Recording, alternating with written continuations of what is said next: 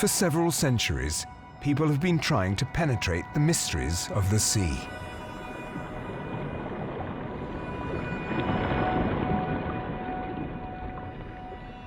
Scientists have named and classified the different organisms they encountered.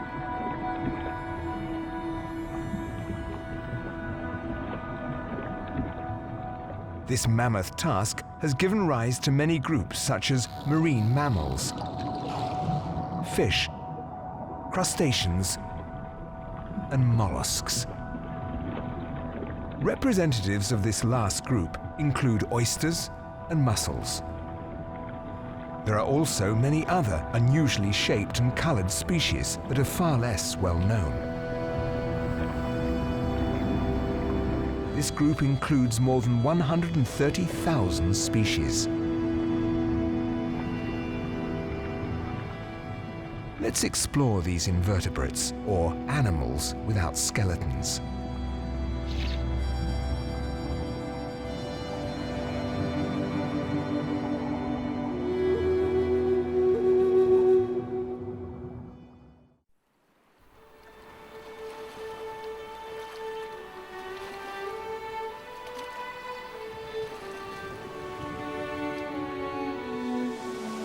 We'll begin by observing the sand. These empty shells were inhabited by animals that lived in the sea.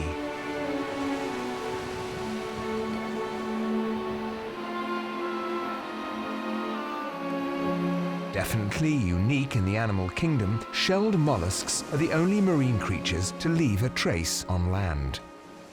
And what a trace!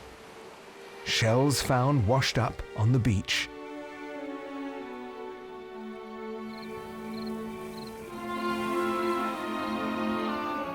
Shells that can also serve as homes for crustaceans, such as hermit crabs.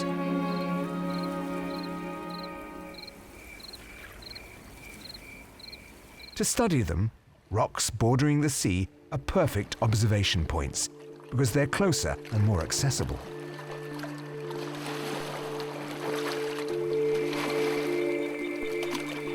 This area reveals a marine world that is sometimes exposed, sometimes submerged.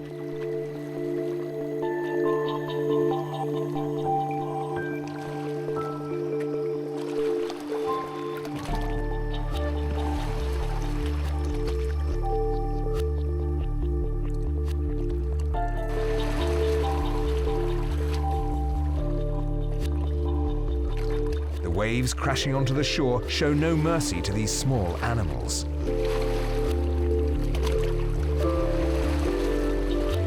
To them, it is like facing a tidal wave on a daily basis, a never-ending cataclysm.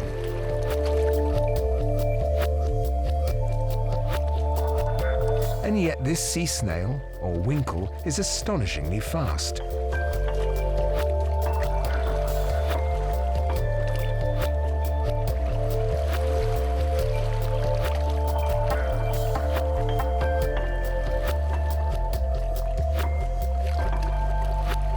Neighbours are far less intrepid. Inert suckers hugging the contours of the rocks, these limpets, or Chinese hat snails, have roughly conical shells. They seem to be soldered to the rock and impossible to dislodge.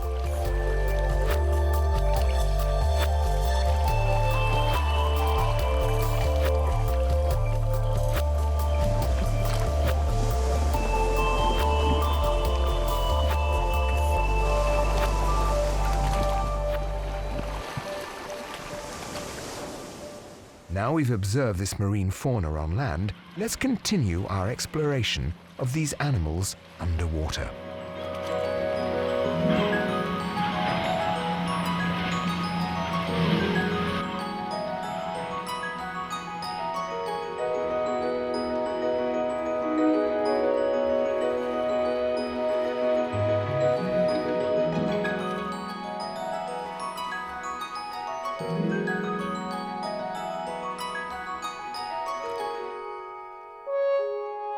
Let's dive through to the other side of the mirror.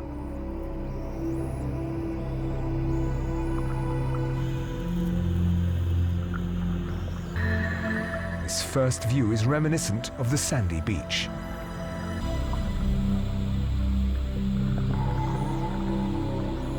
The only sign of mollusks are the empty shells scattering the seabed. In a wide variety of shapes and forms, they are colonized by different organisms.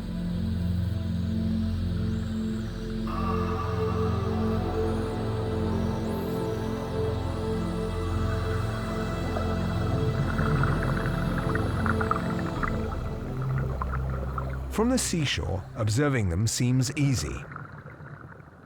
But locating those that live underwater all the time is another matter entirely. They are very discreet animals that love peace and quiet.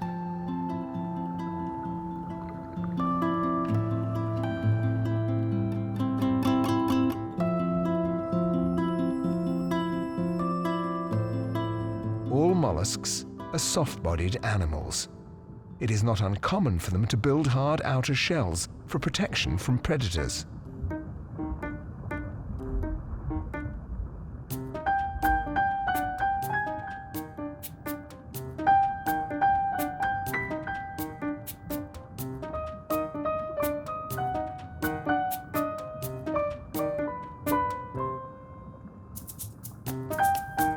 The pen shell and the octopus couldn't be more different, and yet they are members of the same family.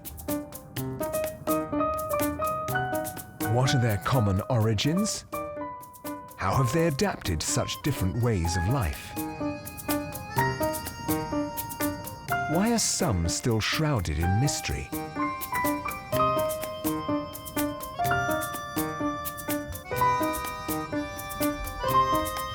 To determine their origins, we have to go back up to the surface and take a closer look at the chitons, or coat of mail shells.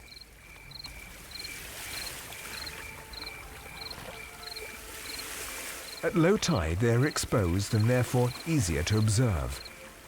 Oval-shaped and between 2 and 4 centimeters in length, chitons are definitely the creatures that most resemble the common ancestor of all mollusks.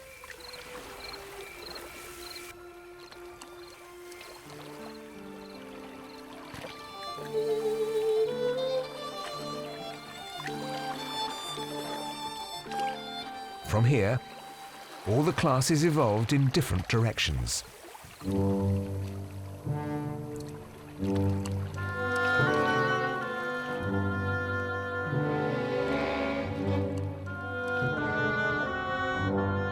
Some divided their shell into 2 parts, with a hinge that enables them to close quickly in the event of danger.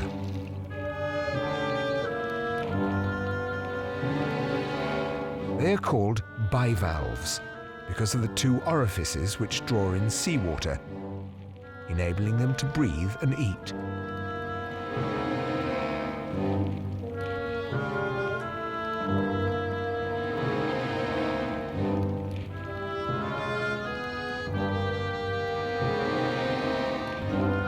Most bivalves are sessile, but some can move around.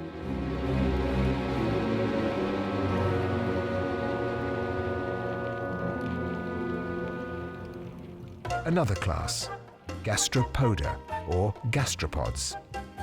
The name is derived from the ancient Greek and means stomach foot. They are characterized by a fleshy mass called a foot, which enables them to crawl. This characteristic is found in 2 types of marine gastropods, snails and slugs.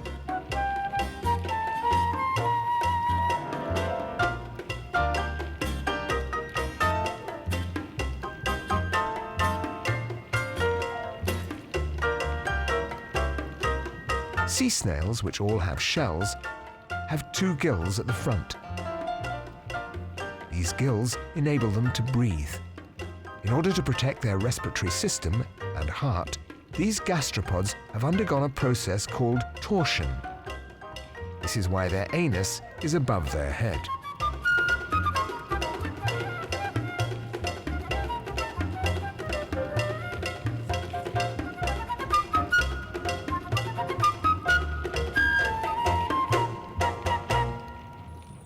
As for slugs, They have two exposed gills at the rear of their bodies. They are easy to see in nudibranchs.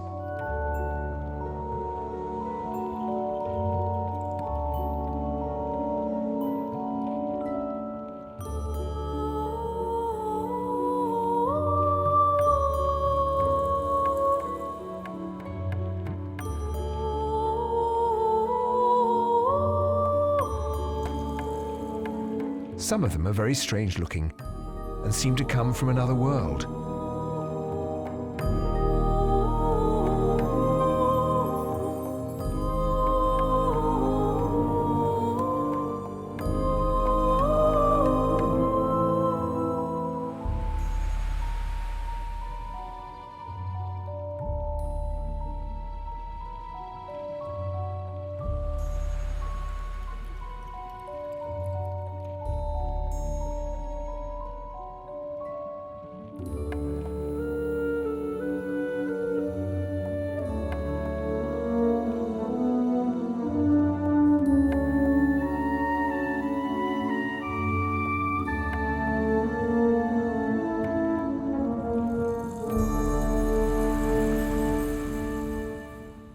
Finally, the last category of mollusks, cephalopod. They have a foot with sucker-bearing tentacles connected to their head, hence their name cephalopod, which is Greek for head feet. This group includes animals like octopus, squid, and cuttlefish. To move quickly, the cuttlefish's shell has almost completely disappeared and been covered by a mantle. But even though you can't see it, it still exists. It's the cuttlebone that washes up on beaches.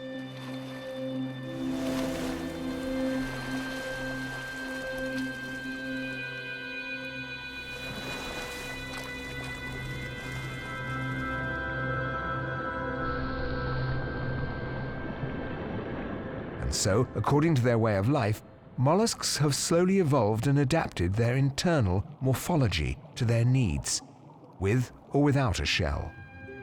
There are huge differences between individuals. Some animals are sessile, anchored to a certain spot. Others are very slow, or, on the contrary, very quick.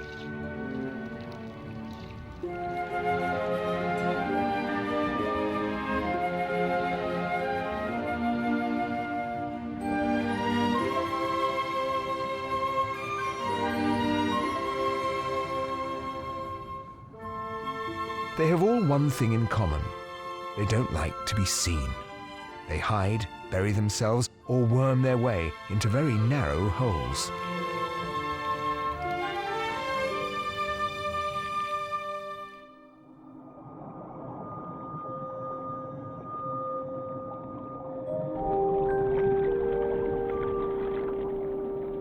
It isn't easy to spot them among all the other marine animals.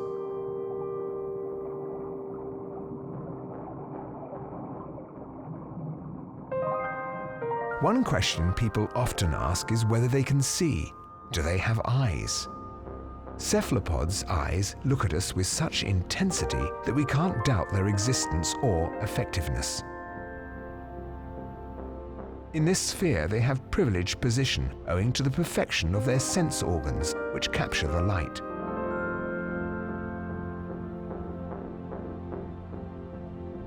Cephalopods' eyes resemble those of mammals. The pupils open and close.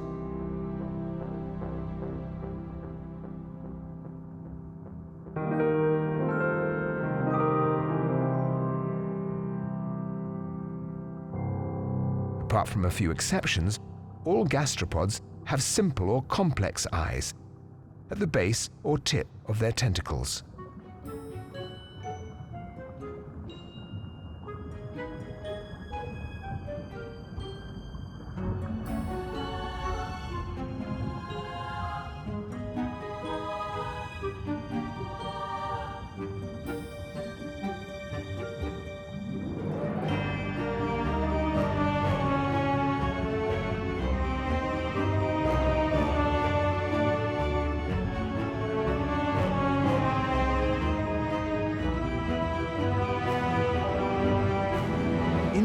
Branchs, for instance, although it exists, the eye is almost impossible to see. It is basically a small black dot located at the base of the tentacles. Their visual sharpness is another matter. According to scientists, slugs and snails have rather primitive eyes, only able to discern changes in light.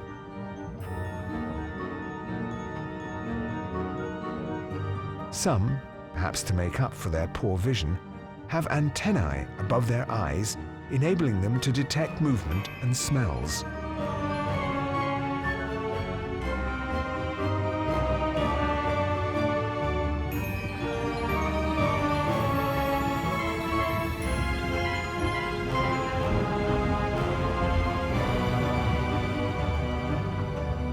In bivalves, which have no eyes, an amazing compensatory phenomenon has been observed.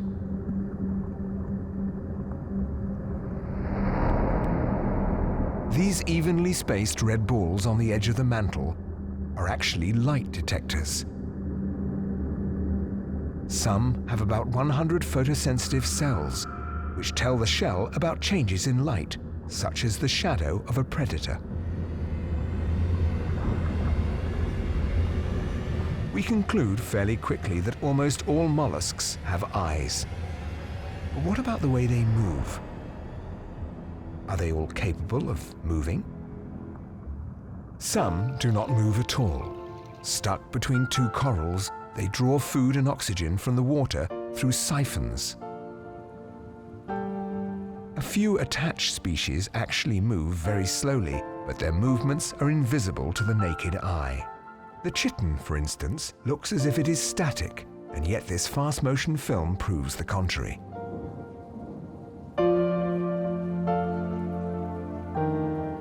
Here again, don't be fooled by appearances. Limpets can move too. Not any great distance, of course, but still up to about 1 meter from their initial location. The same goes for pen shells, which move a few meters. As they grow, their bivalves migrate towards the bottom.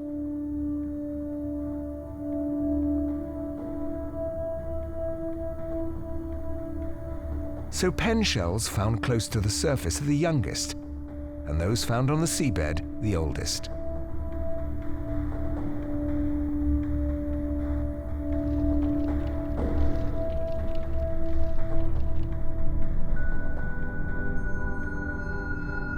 Marine gastropods crawl using a foot, their only locomotive organ. This foot secretes mucus to aid movement.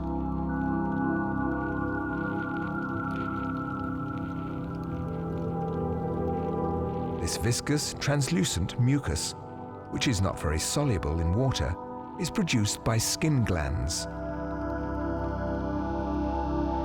It is thanks to this that gastropods appear to glide along quickly and gracefully.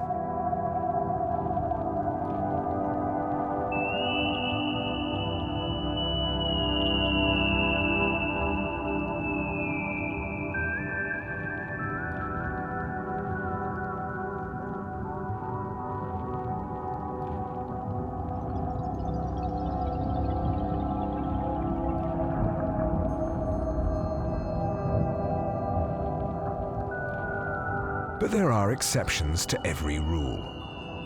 The worm shell is a static gastropod that lives in a tube attached to the rock.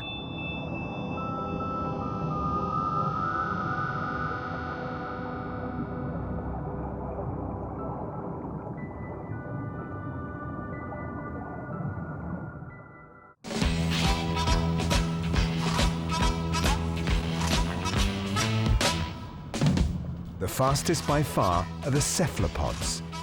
They swim so quickly, you'd think they were equipped with a jet engine.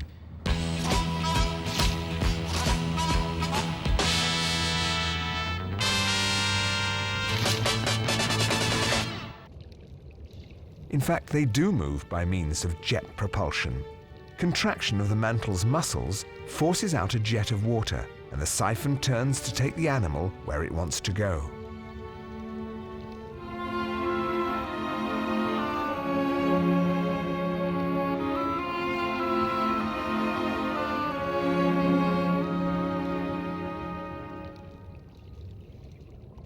Now here's a weird fact.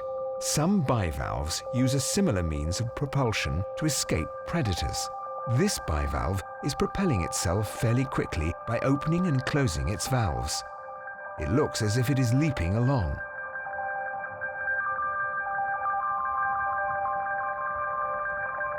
In fact, all mollusks have adopted very different techniques for moving, and the way they move is closely linked to the way they feed.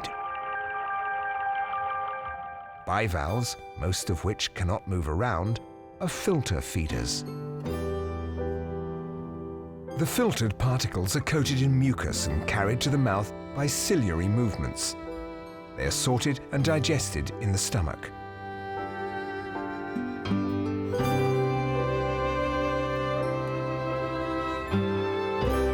Seawater is filtered in this way for two purposes: breathing and feeding.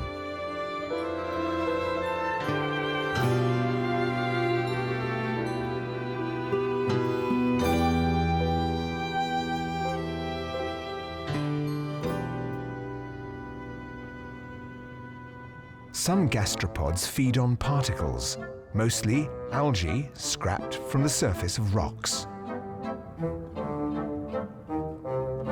To do this, they use a rasping tongue covered with tiny teeth. These enable grazers, in particular, to remove food from a surface.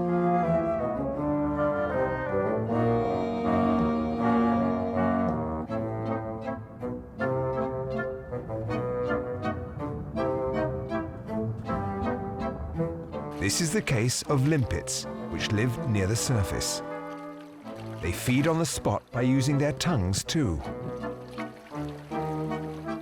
The limpet's tongue is particularly long, about 1.5 times the length of its shell, and it enables it to reach a sufficiently large area without moving.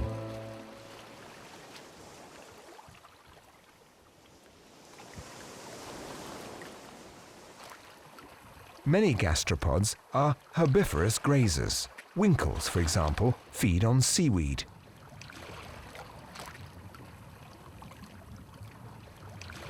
Some gastropods are detritus feeders. When they detect the smell of a decomposing organism, they go off in search of their meal. This dead fish is a godsend. Together they feed on the fish's remains, devour everything that's edible, and so rid the sea of corpses.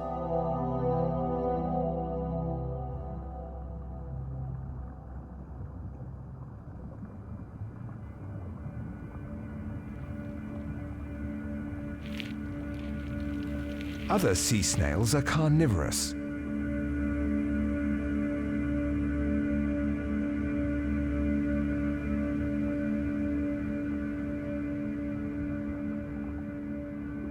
These fearsome predators have turned their tongue into a muscular proboscis, enabling them to pierce shells.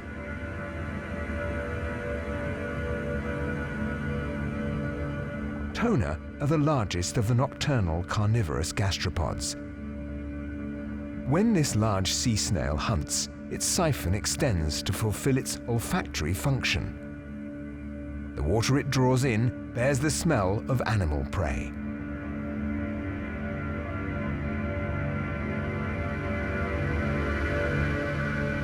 In cuttlefish, the tongue has become a long and dangerous spear. Thanks to this, the cuttlefish can catch prey which, thinking it is at a safe distance, is not wary of the danger.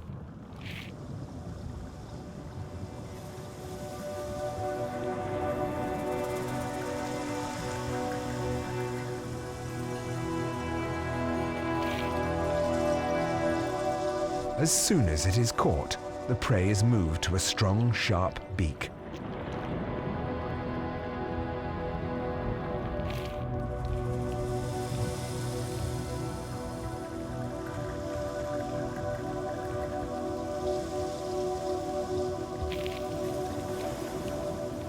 Cuttlefish also have other means at their disposal to facilitate hunting. These animals can change color in a matter of seconds. Their skin adapts to the environment.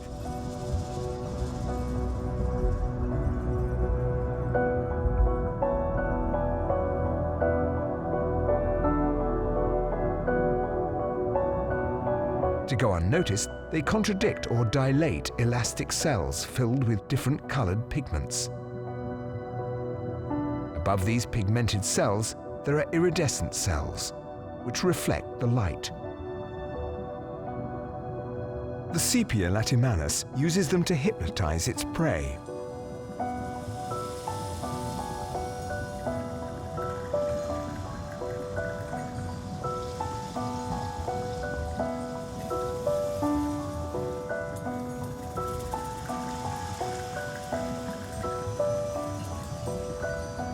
As for octopuses, they use their tentacles for hunting.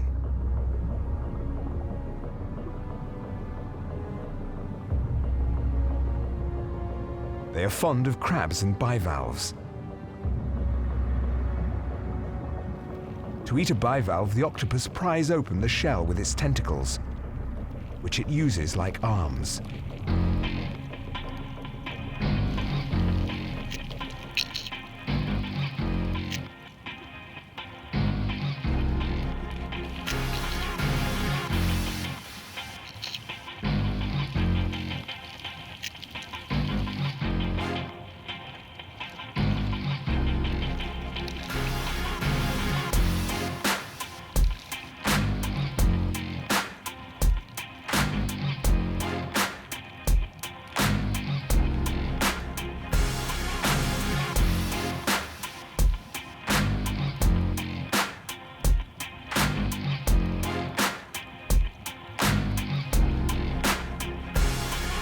The pile of empty shells around this octopus's home is evidence of both its dexterity and greed.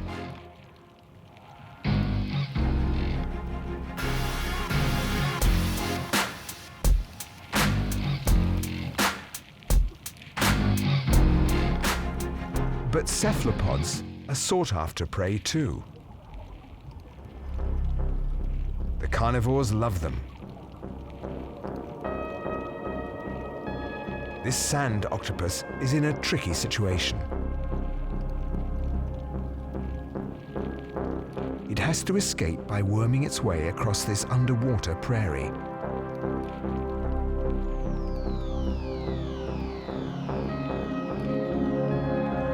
Getting caught would be fatal. Burying itself seems to be the most effective solution.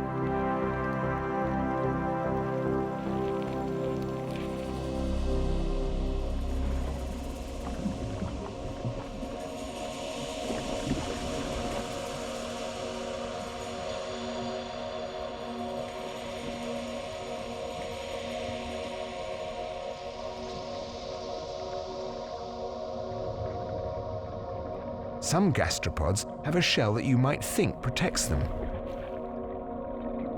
but it doesn't represent an obstacle or deterrent for this wrasse.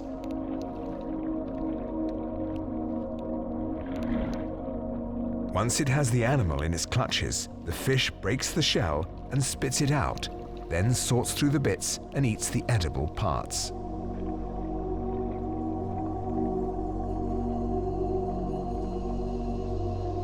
Since shells are not always the best means of protection, some mollusks have developed different strategies for escaping their predators. As well as being able to change color, cephalopods can also modify the texture of their body and so alter their appearance.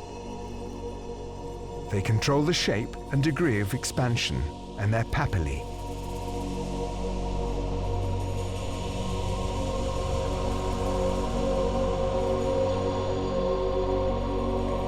If they do not expand them, the skin appears smooth.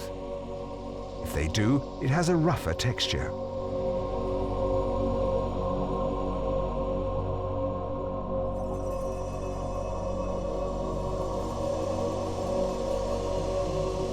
They use this to blend into their surroundings and disappear. They have become masters of camouflage. If all this subterfuge proves insufficient, cephalopods have another weapon at their disposal, the ink cloud. The ink they squirt forms a visual and chemical smokescreen serving a dual function. It surprises predators and causes them to pause. The prey takes advantage of this fraction of a second to escape. After escaping, it might bury itself to ensure its safety.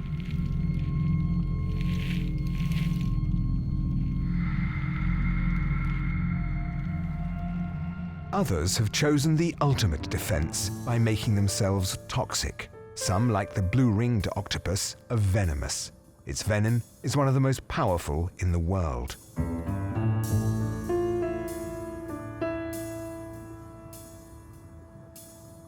It may only weigh about 50 grams and measure just 10 centimeters in length, but it is one of the only cephalopods capable of killing a human. Its venom takes minutes to take effect and causes respiratory arrest, which can prove fatal.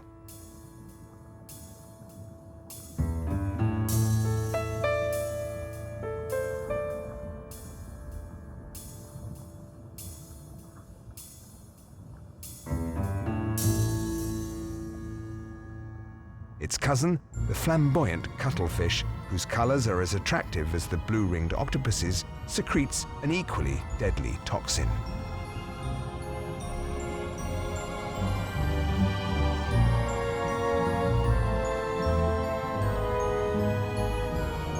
Lacking shells, slugs produce defensive substances by feeding on toxic anemones.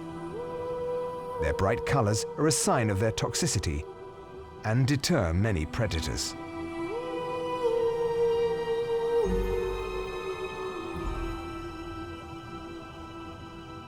In a different category is a mollusk capable of imitating different animals depending on the predator it is trying to fool. Known as the mimic octopus, it can grow up to 60 centimeters in length.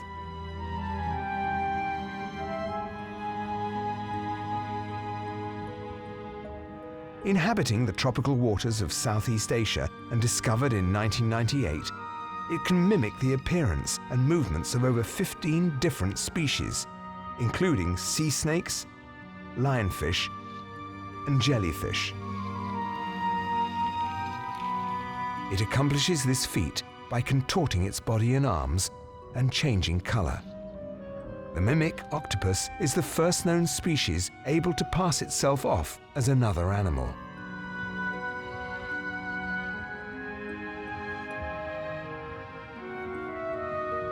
Scientific observation has shown it chooses the animal to mimic depending on the predator.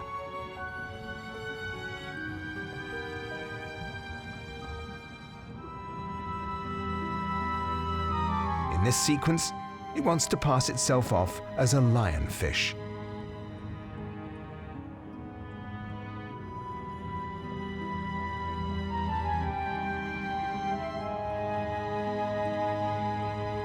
All these techniques have one goal: to eat without being eaten. Plus, the ultimate objective, reproduction. In mollusks, reproduction is always sexual. All types are represented, but those with separate sexes are the most common. Mollusks are oviparous or egg layers. Usually the tiny larva that emerges from the egg is very different to the adult. Most bivalves do not have copulatory organs. Some females secrete a substance that triggers ejaculation in males, while hermaphrodite species produce ova and sperm at the same time. As for oysters, some can even change sex during the course of their life. They display successive hermaphrodism. In other words, one year they will be female, then they later become male. Bivalves release ova and sperm into the water. They are brought together by the currents.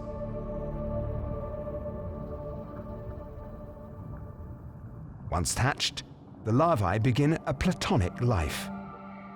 They mingle with the larvae of fish and crustaceans. Together they make up part of zooplankton. Of the billions of larvae thus formed, only 10% survive.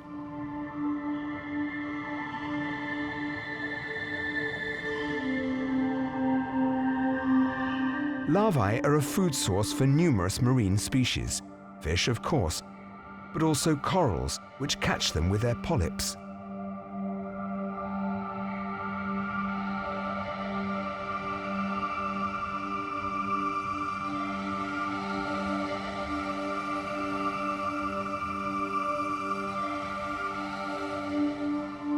Some bivalves have a few gastropods incubate their eggs. In this sequence, all you can see initially is a group of snails. Then, all of a sudden, you notice thousands of white dots scattered around them. They're eggs. This is probably communal egg-laying which occurs after group mating.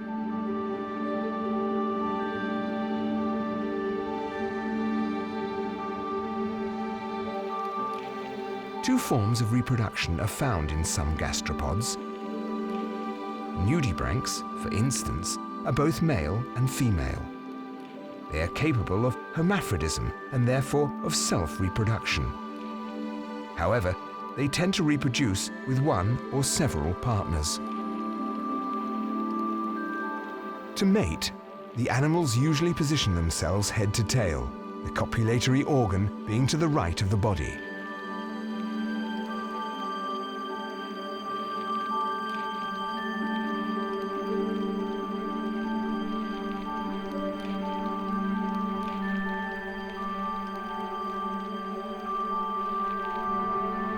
It isn't uncommon to come across several individuals mating, like here where they appear to be at least 3.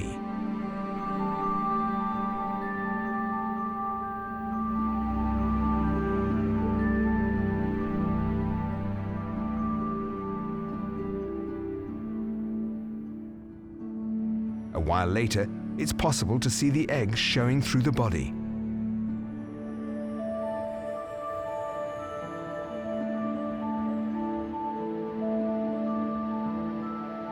Nudibranchs lay long spiral egg ribbons.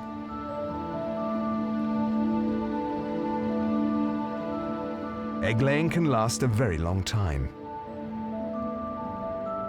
The eggs are tiny and almost invisible to the naked eye. They will hatch in a few weeks. They can be several colors. This beautiful red corolla swaying in the current is actually the Spanish dancer laying its eggs. It is recognizable by its color and its flounced skirt. Its eggs are the same color as it is, and, like a signature, it produces a spiraled ribbon, a corolla, which contains several thousand, even several million eggs. Like almost all mollusks, gastropods do not care for their eggs. This behavior is only found in a few cephalopods, such as certain types of octopuses. In cephalopods, the sexes are always separate, and reproduction is very sophisticated. The male octopus has 1 or 2 modified arms for mating.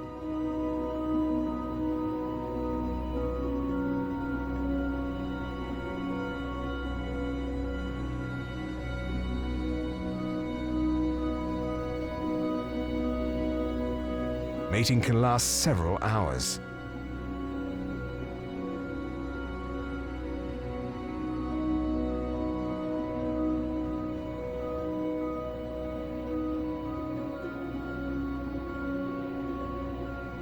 After egg-laying, the female octopus watches over her eggs, hanging in clusters from the ceiling of a rocky nest. For 6 weeks, she protects, aerates, and cleans them without eating. Emaciated and weak, she dies soon after the eggs hatch. It's a genetically programmed death.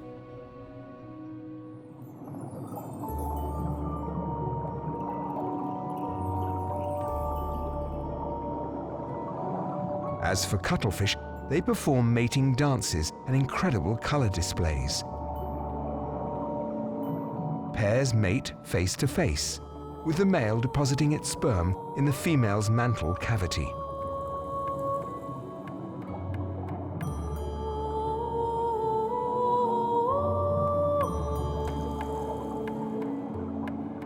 Other males surround the pair. You get the impression they're on the lookout, waiting for the pair to separate. There's some jealousy and rivalry in the air.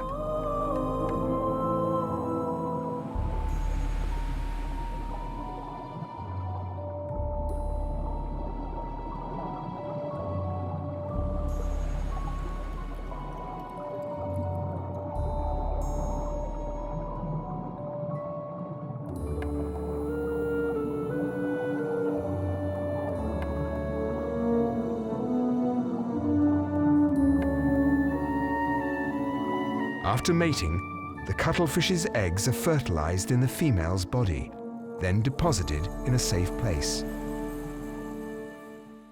This cuttlefish, for example, puts them out of the reach of predators in the coral.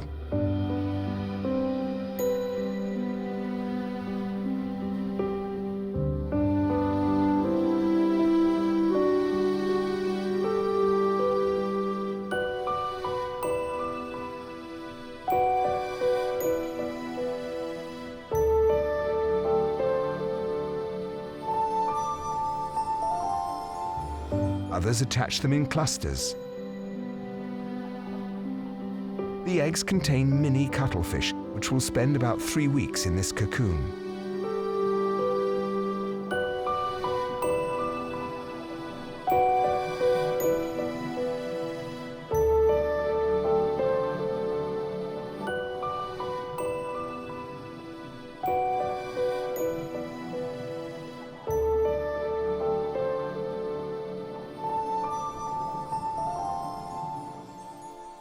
The baby mollusk that emerges from the egg already resembles an adult. It's capable of squirting out a cloud of ink and burying itself in the sand. Is this a sign of the cephalopod's superiority?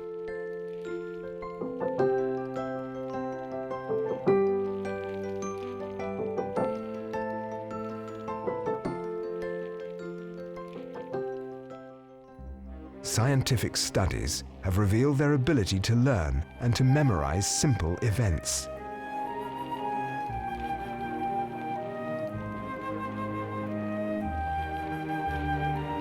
Apparently, cephalopods are also able to distinguish colors and shapes.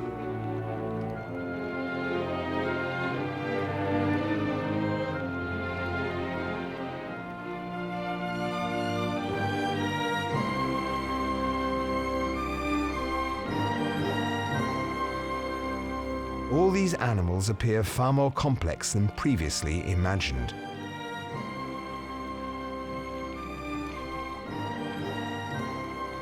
It's impossible not to be fascinated by this encounter.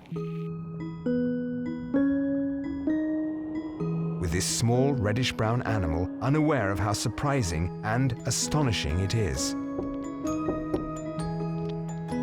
A type of large slug, this gastropod is more commonly known as a sea hare. It's a very strange animal indeed.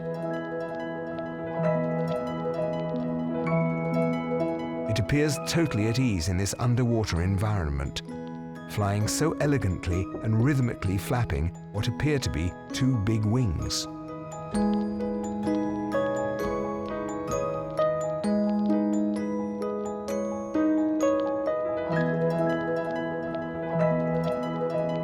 The sea hare only has a few neurons, but they're gigantic, the biggest in the world and of particular interest to scientists.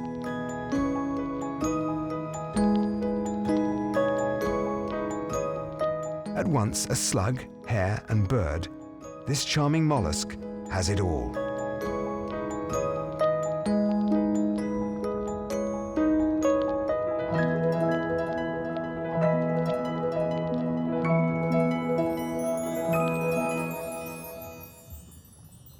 And what about the appearance taken on by these magnificent nocturnal gastropods? This one is particularly sophisticated and looks as if it's wearing party clothes.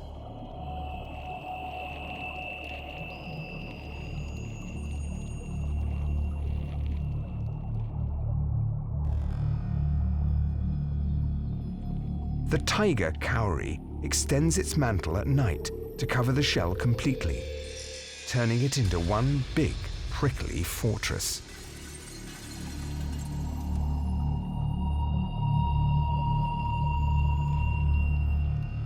The mantle opens and closes, revealing a magnificent speckled shell, amber in its center, as if lit from within. And last but not least, this mollusk has small white tufts on a mantle of various shades of gray.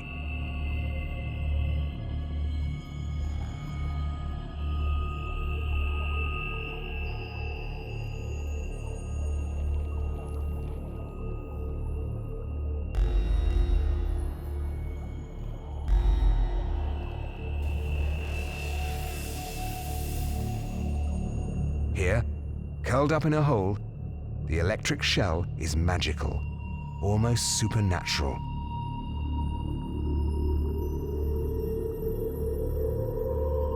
At regular intervals, its wide mouth, surrounded by long, thin, reddish-orange tentacles, opens and closes, snapping up any passing plankton.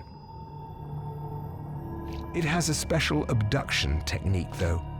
The shell emits a kind of electric arc. It's hypnotic. Smiling or ironic, interpret it as you wish. But for all, it's an unusual and disconcerting spectacle.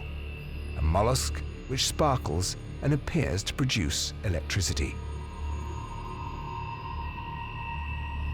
Lastly, the most destabilizing mollusk of all is definitely the Tethys fimbria.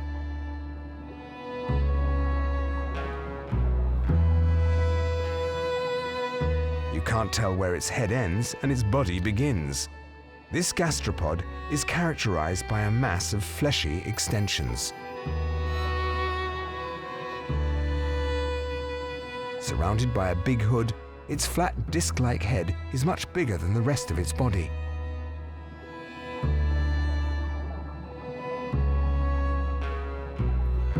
The Tethys fimbria also plays with its transparency by revealing reddish masses, its internal organs. Like a tangled mass of hair dotted with spots, it coils itself up. This translucent UFO twirls all over the place.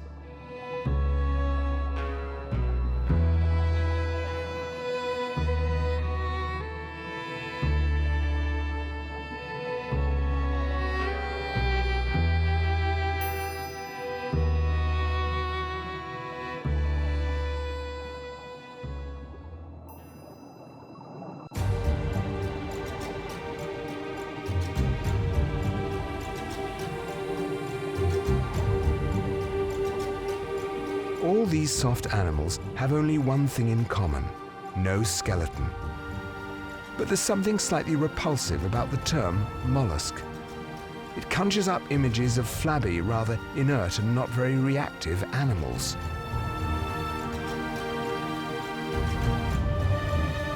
But mollusks play their cards close to their chests. Habitat, movement, food, reproduction, method, everything is possible. Each has invented its own highly original life. They surprise us by the colors they use.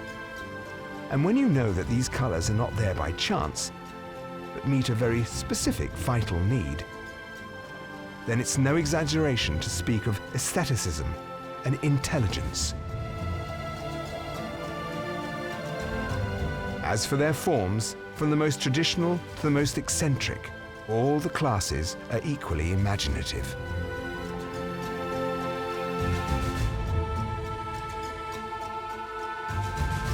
They're unusual and unreal every time. By no means fully explored, this fantastic world will continue to surprise and amaze us.